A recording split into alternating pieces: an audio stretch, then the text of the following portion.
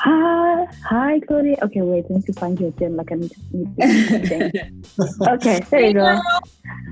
How you doing? Katlego. Hey. Welcome to the show. Well, thank you.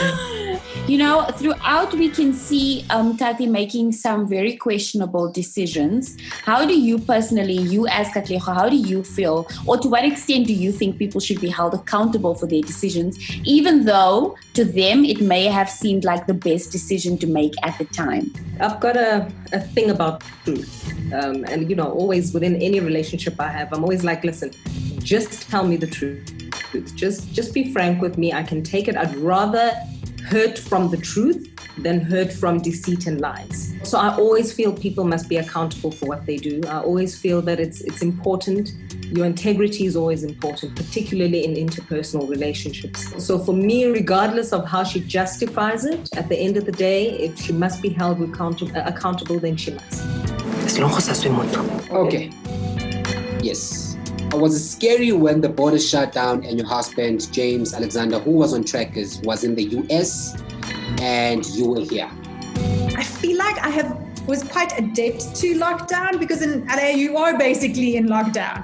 You can't afford to go out. You don't know where your next paycheck is coming from. You do not have domestic help. You can't see any of your friends because they all literally live on the other side of the world. So it just basically felt like I was in lockdown. I've been in lockdown for 4 years, except this time, obviously not with my husband. So I really missed him. We managed to get him onto a repatriation flight, which is a movie on its own. But I'm so grateful that he managed to get to me. That's true love. He scored a lot of brownie points. Okay, there you go. How you doing? Good. Good. So your character is quite the entrepreneurial person. Does that resonate with you in any way? Are you entrepreneurial in your real life? No, I feel a little bit embarrassed to say this because I think it's such a great quality and I actually wish that I had it, but I'm not entrepreneurial. I feel like I can be the face of the business or I can be the voice of the business, whatever you need. But don't ask me to sell things or to put the business, brainstorm together. I think I'm good on, creative elements of the business, but I wouldn't say that I am the type of person that wants to start or can start a business tomorrow and have everything in order. I struggle with that. Do you think fans are going to view you in a different light after they've seen your character in Isona? Yeah. I mean, I like taking pictures in suits, and Isona I'm forever naked. So, trust me, no one is going to mind. Absolutely nobody. How is the atmosphere on a horror set? How does it feel? Is it as creepy as the end result, or do you just shoot everything and then you get shocked when you see it?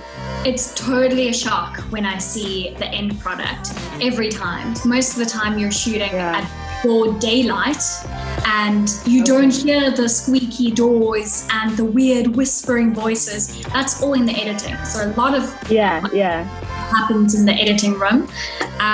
So it's not freaky at all. Most of the time it's just funny and weird.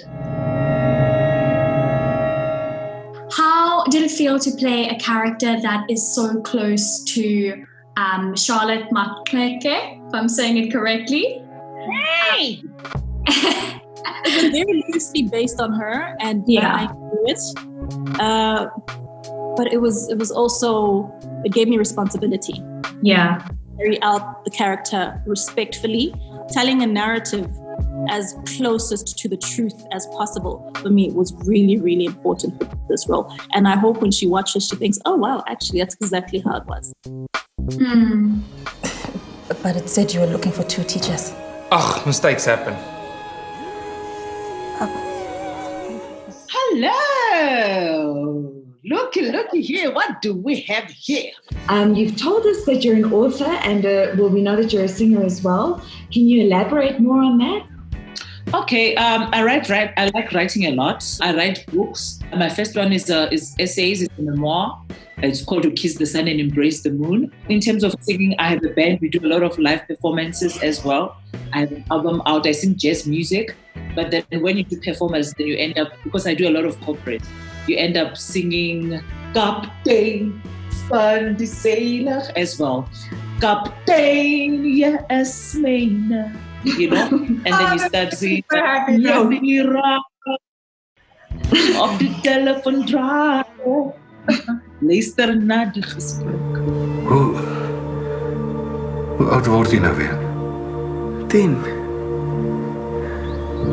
Adam has a large part of his memory erased. So how did you manage to play that complete blank slate where you have to relearn everyday tasks like eating, etc.? How did you manage to do that? It's like a baby being born, and this baby has to see for the first time, this baby has to feel for the first time, has to experience things, and that was my journey, and everything I had to remind myself, everything that I was experiencing was new and exciting, and it stimulated me, and all that stimulation, I let it guide me, throughout the thing. That's kind of how I approached it.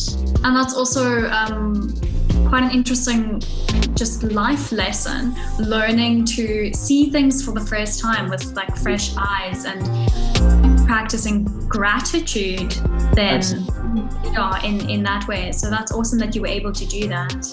Yeah. Very grateful for the smaller things in life. Yeah, totally. You walked in cool, I can imagine, on your first day, but you see literally a set full of veterans. You've been watching these people all your life.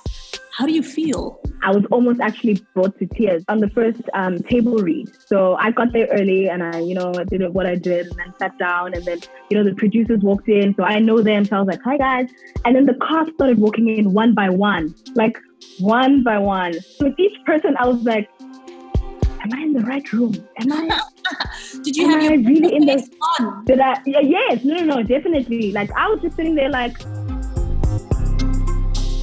but deep inside, I was honestly just like, this is so crazy because I'm surrounded by such talented people. It sort of pushes me to continuously do that every day on set.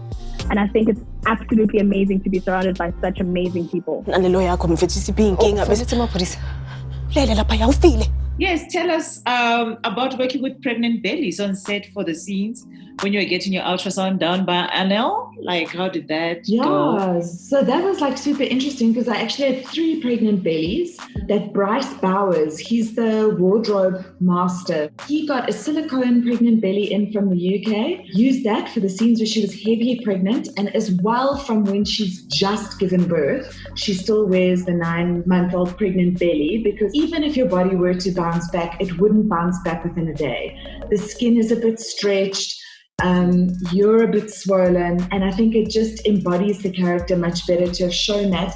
And I feel women watching the show will relate to it because they'll feel like, that's realistic, I buy that because that's what I look like post-baby. What do you think were some of the challenges that you faced while playing this character? Obviously there were a lot, there must have been. Firstly, that obviously I have no point of reference. I couldn't relate this experience to anything that I've had in my life. So I did a lot of research. Another challenge was the fact that we also shot it in 6 days.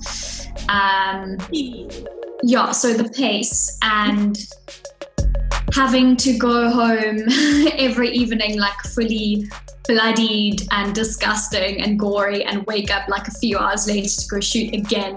The pace, but I think that is just, a lot of actors can relate to that. The pace of television in South Africa is quite something. Those are the big ones. Can't I see you? You will. Mm-hmm. All right. Well, ladies and gentlemen, join us again next time.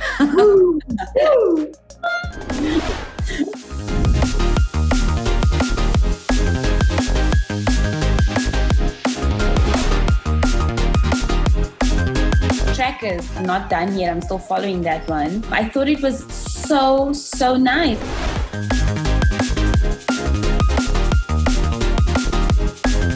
I don't do angry, I hate you type of breakups, but I don't become friends with people either.